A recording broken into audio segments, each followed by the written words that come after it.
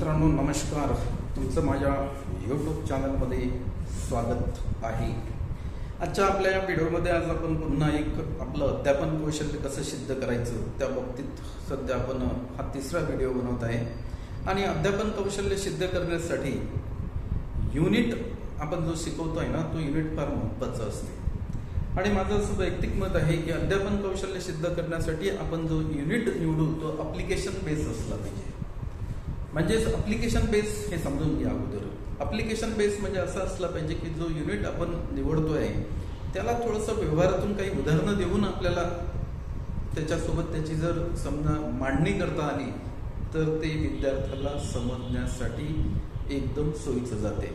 आणि एकदा का विद्यार्थ्याला जर ते समजलं तर विद्यार्थी आपल्याला चांगल्या प्रकारे रिस्पॉन्स देतोय। बघा असाच एक हा जो पेपर आहे मित्रो, क्वेश्चन पेपर आहे। या क्वेश्चन पेपर मधलं एक प्रॉब्लेम, आता माझा विषय मॅथमॅटिक्स आहे त्यामुळे माझा सगळा संबंध प्रॉब्लेम सोबत आहे। हा मॅथमॅटिक्सचा पेपर आहे, नुकताच सध्याची 12वीची परीक्षा झालेली आहे फेब्रुवारी 2024।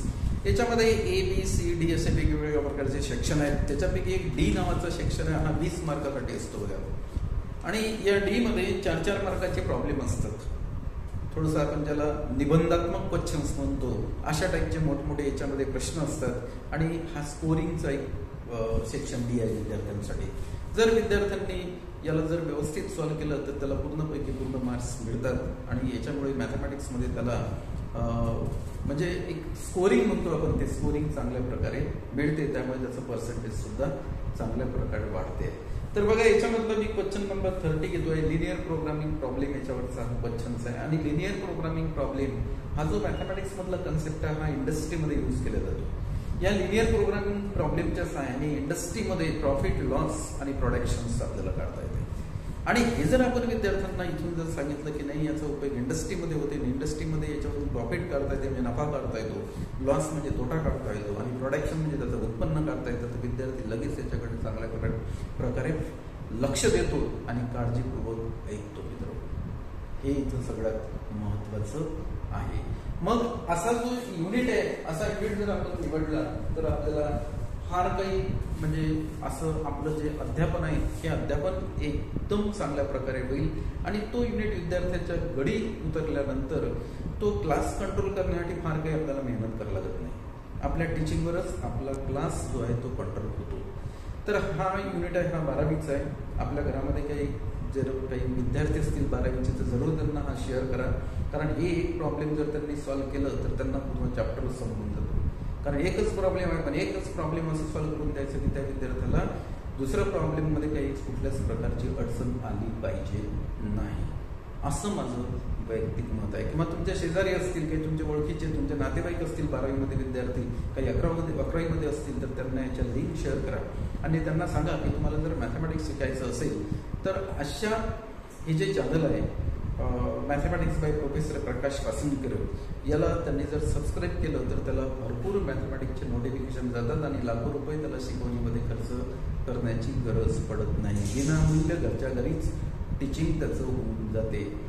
इतका हा साधा आणि सोपा विषय समजण्यासाठी आहे। चला तर मग मी माझ्या आता जास्त वेळ खर्च करत नाही, मुख्य विषयाकडे येतोय बघा। Solve the following LPP linear programming problem by graphical method, म्हणजे ग्राफची जे काही मेथड आहे त्या मेथडचा इथे यूज करायचं आहे।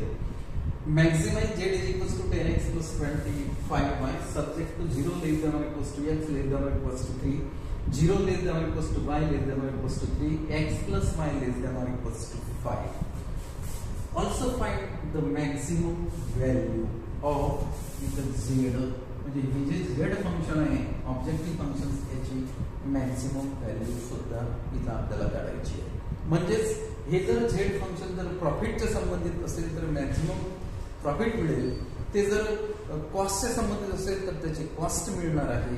वेगवेगळ्या प्रकारे प्रोडक्शनच्या संबंधित असेल तर प्रोडक्शन्स मॅक्सिमम मिळणार आहे आपल्याला। हे एक लक्षात घ्या, कारण इंडस्ट्रीमध्ये काय होते माहिती आहे का, आपल्याला डेटा मिळतो, त्या डेटावरून त्याचे इक्वेशन्स तयार करतो आपण। ते इक्वेशन्स तयार होतात लिनियर इक्वेशन्स, आणि लिनियर इक्वेशन्स सॉल्व्ह केल्यानंतर त्या इंडस्ट्रीला किती प्रोडक्शन करावं लागेल, किती त्याला लॉस होईल, किती प्रॉफिट होईल, हे आपल्याला म्हणजे तंतोतंत त्या इंडस्ट्रीच्या मालकाला आपल्याला सांगता येते। आणि तिथे या गणिताचा भरपूर प्रमाणात मोठ्या प्रमाणात यूज होतो मित्रांनो। तर यासाठी यांनी इनइक्वॅलिटीज दिलेल्या आहेत आणि लिनियर इक्वेशनचे डेफिनेशन्स विद्यार्थ्याला आपल्याला सांगता आले पाहिजे. An equation in which degree of X and Y is 1 then the equation is called as linear equation. या इक्वेशन मध्ये x आणि y ची दोन व्हेरिएबल आहेत, त्याच्यामध्ये एक x घेतला दुसरा y घेतला, त्याची डिग्री 1 आहे, त्यामुळे या इक्वेशनला लिनियर इक्वेशन असं संबोधलं म्हणतात. आणि हे जे आहे हे कन्स्ट्रेन आहे, याच्यावरून याच्या बाउंड्री लाईन इक्वेशन तयार करायचे आणि त्या बाउंड्री लाईन इक्वेशनचे point of intersections with coordinate axis काढायचे, त्यानंतर त्याचा ग्राफ तयार करायचा. असं सोपं काम याच्यामध्ये आपल्याला करायचं आहे. म्हणून मी इथं लिहितो बाउंड्री लाईन इक्वेशन. एक टेबल तयार करू आपण, बाउंड्री लाईन इक्वेशन. हा टेबल तयार केला म्हणजे विद्यार्थ्याला समजून जाते. त्याच्यानंतर आपल्याला घ्यायचं ऑन एक्स ऍक्सिस, म्हणजे एक्स ऍक्सिस वरचे पॉइंट काढायचे, on x axis, on Y axis वरचे पॉइंट काढायचे. तीन इनइक्वॅलिटी आहेत म्हणून इथं 1 2 असे 3 नंबर टाकून द्या. पहिली इनइक्वॅलिटीचं बाउंड्री लाईन इक्वेशन x = 3 आहे, कारण x <= 3 आहे. तर आपण याचं इक्वेशन तयार करायचं असेल तर याला क्लोज करावं लागेल, x = 3 होईल. त्याच्यानंतर y = 3 येणार आहे, त्यानंतर x + y = 5 दिलेलं आहे बघा शेवटचे इक्वेशन. यांचे पॉइंट ऑफ इंटरसेक्शन्स आपल्याला काढायचे आहेत कोऑर्डिनेट ऍक्सिस सोबत. तर x ऍक्सिस वर y कोऑर्डिनेट 0 असतो आणि x कोऑर्डिनेट डायरेक्ट 3 दिलेला आहे. No point on y axis because this line is parallel to y axis. Next म्हणजे सेकंड नंबर मध्ये no point on x axis, b point here. On y axis x coordinate 0, y coordinate is given, that is 3, y equals to 3 given. So this is a y coordinate and this line is parallel to x axis, therefore no point on x axis. C point here, on x axis y coordinate 0, so we put here y is equals to 0, x is equals to 5, so 5 comma 0. D point on y axis, so x coordinate 0, put here x is equals to 0, so y is equals to 5. And all these points, that is the point A, B, C, D, are the point of intersections of the given boundary line with the coordinate axis. आणि याच्यामध्ये याचा graph काढायचा. त्या ग्राफच्या सहाय्याने त्याला आपल्याला loss profit productions त्या कंपनीच्या मालकाला आपल्याला काढून देता येईल. मग आता ग्राफिकल रिप्रेझेंटेशन काढायचं असेल तर तुम्हाला माहित आहे की ग्राफिकल रिप्रेझेंटेशनसाठी आपल्याला कोऑर्डिनेट ऍक्सिस काढायचे आहेत. तर मी काय कोऑर्डिनेट ऍक्सिस ड्रॉ करतो मित्रांनो. बघा हॉरिझॉन्टल लाईन ओढायची आपल्याला, ही हॉरिझॉन्टल लाईन घेतली आहे. त्यानंतर इथं आपल्याला व्हर्टिकल लाईन घ्यावं लागेल, ही व्हर्टिकल लाईन आहे. Horizontal line is called as X axis, vertical line is called as y axis, and point of intersections of these two lines is called as origin post. And then we write here the scale. The scale घ्यायची आपल्याला 1 centimeter is equals to 1 unit. कारण इथे जे coordinate आहेत maximum coordinate 5 आहे, तर 5 पर्यंत आपण इथे याच्यावर स्केल लिहू शकतो. म्हणून मी 1 centimetre is equals to 1 unit घेतलाय. आता ही स्केल आपल्याला 5 पर्यंत लिहायची आहे. 1 2 3 4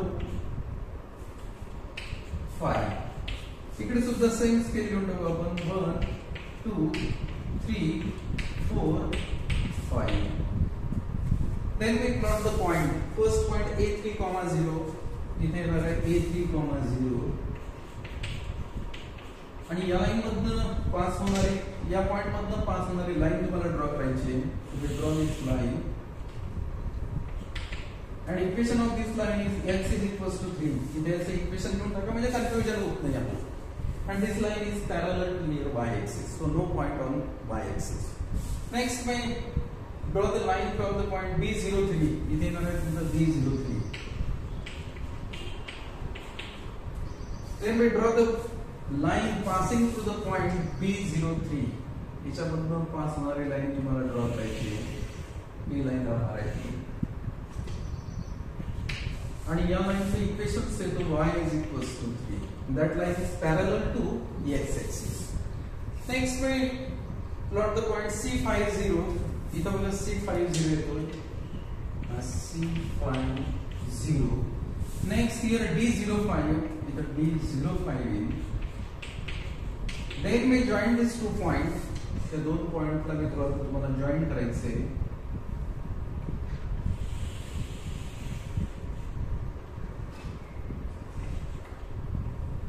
आणि ही जी लाईन आहे याची equation x plus y is equal to 5.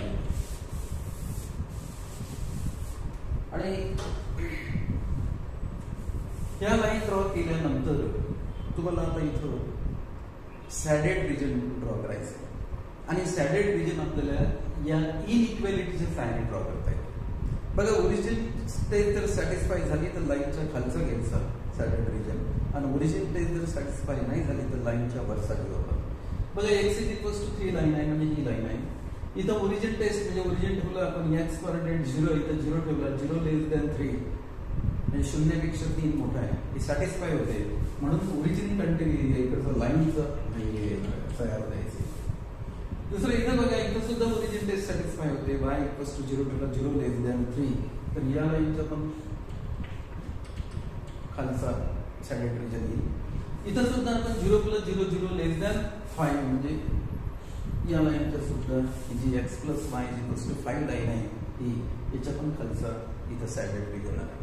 त्यानंतर याला आपण सॅडेड करूया, अशा याच्यामध्ये लाईन बोलायची आहे. त्याला याचं ग्राफिकल रिप्रेझेंटेशन समजलं. आता याचे व्हर्टायसेस चेक करू आपण या सॅडेड रिजनचे. इथं O00 आहे, A3,0 आहे, इथं एक व्हर्टायसेस येतो, हा दिलेला लाईन म्हणजे याला P घ्यायचं आहे. इथं आणखी एक व्हर्टायसेस येतो, हा Q येणार आहे, आणि इथं B03 आहे. आता या व्हर्टायसेस मध्ये ज्याचे आपल्याला कोऑर्डिनेट माहित नाही ते कोऑर्डिनेट आपल्याला फाइंड आउट करायचे. आपल्याला P चे कोऑर्डिनेट मित्र माहित नाही, तर आपण P चे कोऑर्डिनेट काढून घ्यायचे. P कोणत्या दोन लाईनचा पॉइंट ऑफ इंटरसेक्शन आहे ते बघायचं, ते दोन इक्वेशन सॉल्व्ह करायचे.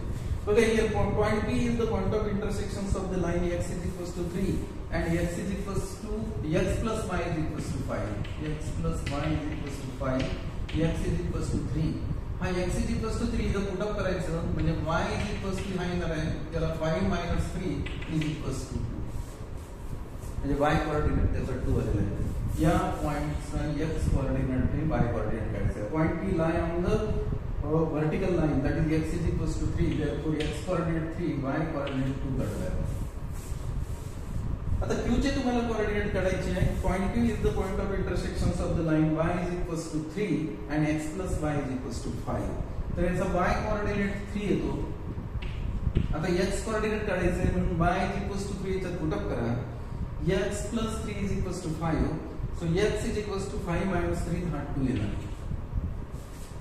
म्हणजे तुम्हाला आता सर्व कोऑर्डिनेट्स सुद्धा माहित झालेले आहेत. And then we find here the maximum value of the objective function z is equals to 10x plus 25y on the vertices O00, A3, 0, P3, 2, Q2, 3, B0, 3. याच्यावर तुम्हाला त्याचे ऑब्जेक्टिव्ह फंक्शन आहे z त्याची maximum value काढायची आहे, कारण also find the maximum value of z असे इथं म्हटले आहे. मग आता ही मॅक्झिमम व्हॅल्यू आपण काढूया, म्हणजे ते जर फंक्शन प्रॉफिट संबंधित असेल तर त्याचं मॅक्झिमम प्रॉफिट आहे. So first we write here the given objective function, and here the objective function is z is equals to 10x plus 25y. The objective function. First we find here z at origin. हा origin आहे, याचे coordinate 0 0 आहे, म्हणजे x 0 ठेवला, y 0 ठेवला, तर याची value काय येणार आहे 10 into 0 plus 25 into 0, तर ही 0 देणार. नेक्स्ट z at पॉइंट आपल्याला a काढायचे, a which is equals to 10 into 3 plus 25 into y coordinate इथं 0 आहे. So which is equals to here 10 into 3 हे 30 येणार आहे. Next z at point P which is equals to 10 into 10 into x coordinate 3 है, y coordinate 2 है, so right here 3 plus 25 into 2 is equals to 30 plus 50 is equals to 80. z at point Q, z at point Q, Q चे coordinate बघा 2, 3, so x coordinate 2, 10 into 2 plus 25 into 3 is equals to 20 plus here 75 equals to here 95. Last z at point B, equals to here x coordinate 0, so 10 into 0 0 plus 25 into 3, here we are at 75 equals to 75. Therefore here the maximum value of z is 95. बघा इथे 0 आहे, त्यानंतर 30 आहे, त्यानंतर 80 आहे, त्यानंतर 95 आहे, त्यानंतर 75 आहे. तर सगळ्यात मोठी जर आपण व्हॅल्यू कन्सिडर केली तर ती 95 आहे. Therefore z has maximum value 95 at point Q and P ची कोऑर्डिनेट 2,3 दिली आहे.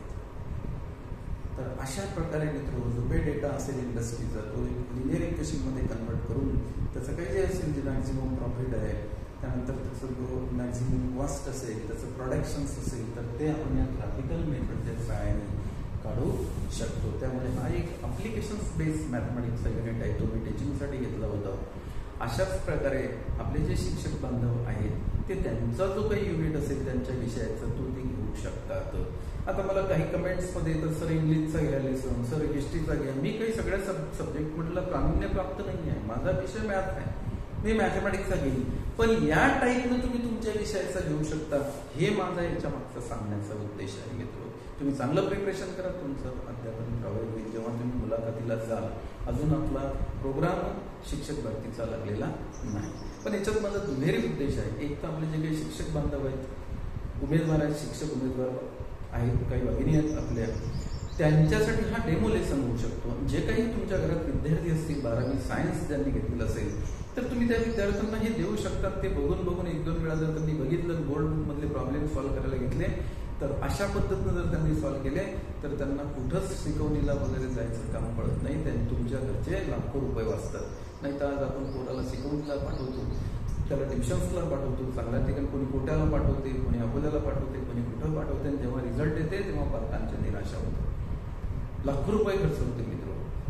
त्याचं कारणच एक आहे की त्याला समजत नाही त्या पोरांना आपण काय करतोय. तर म्हणून त्यांनी अशा प्रकारचे व्हिडिओ जरी बघितले, भरपूर व्हिडिओ आहेत यूट्यूबमध्ये मॅथमॅटिक्स विषयी. माझं तर चॅनलच आहे मॅथमॅटिक्स बाय प्रोफेसर प्रकाश वसंत. याला सबस्क्राईब करा.